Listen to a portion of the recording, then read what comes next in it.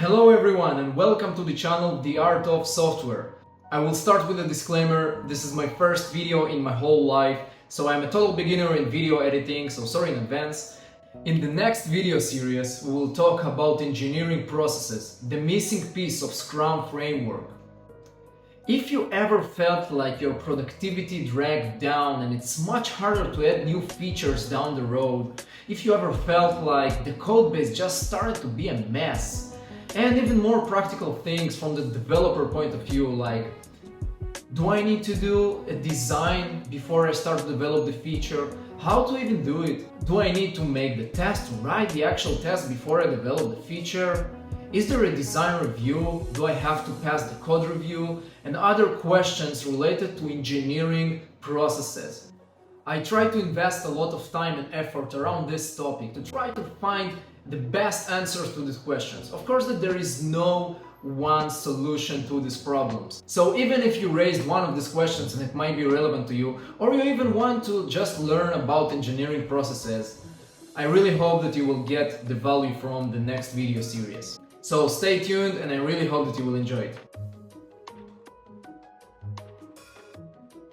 Before I'll start, a little bit about myself. My name is Yigal Rosen. I'm a software engineer and I've started my journey in the embedded domain. So really driven by low-level stuff, understanding things to the core, and practically I'm in love in this topic. Afterwards, I joined a new startup named Saipago as a cloud engineer.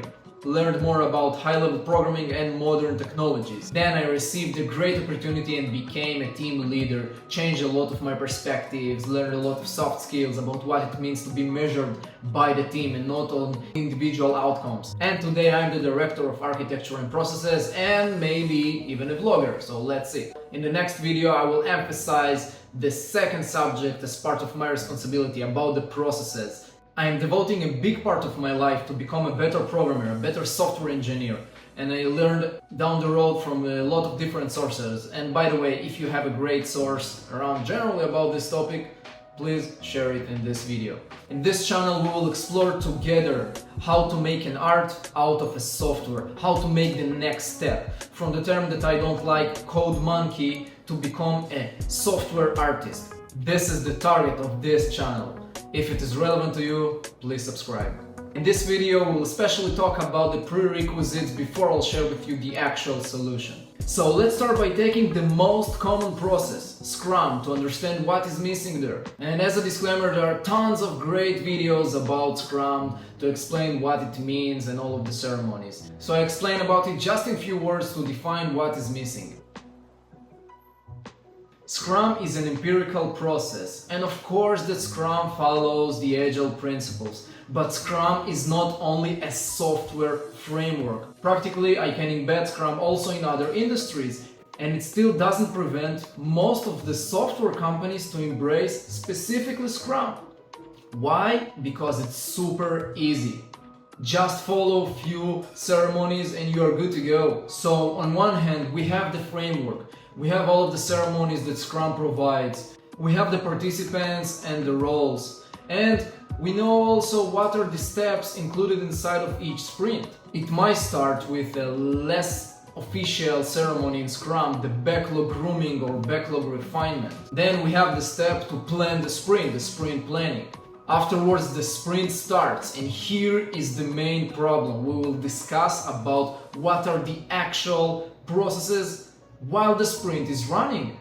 Okay, because the only ceremony while the sprint execution happens is the sprint daily.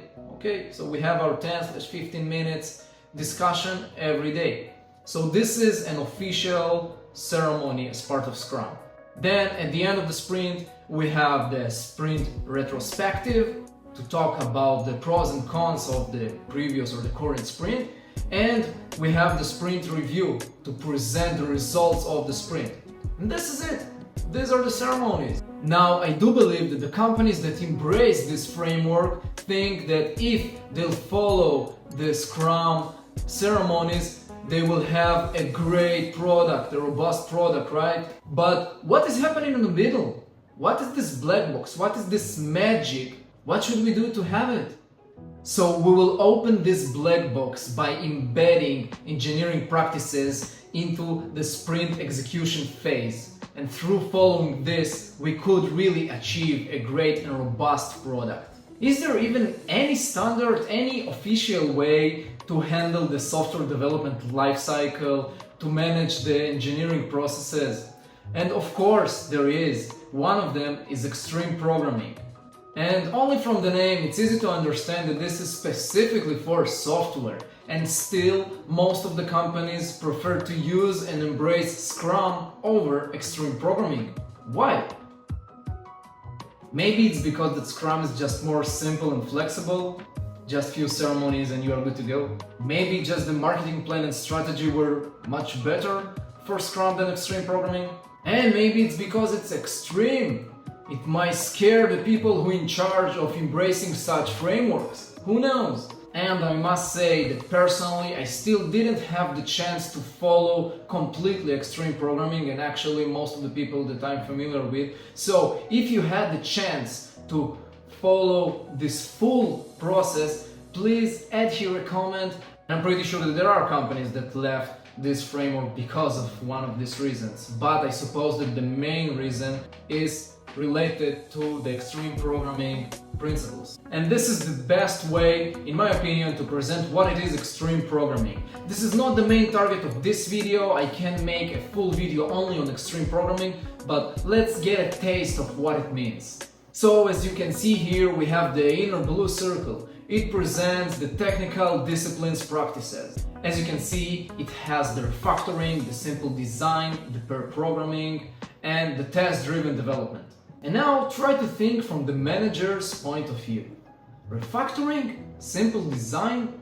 Do we really want to be driven by these practices? What about pair programming?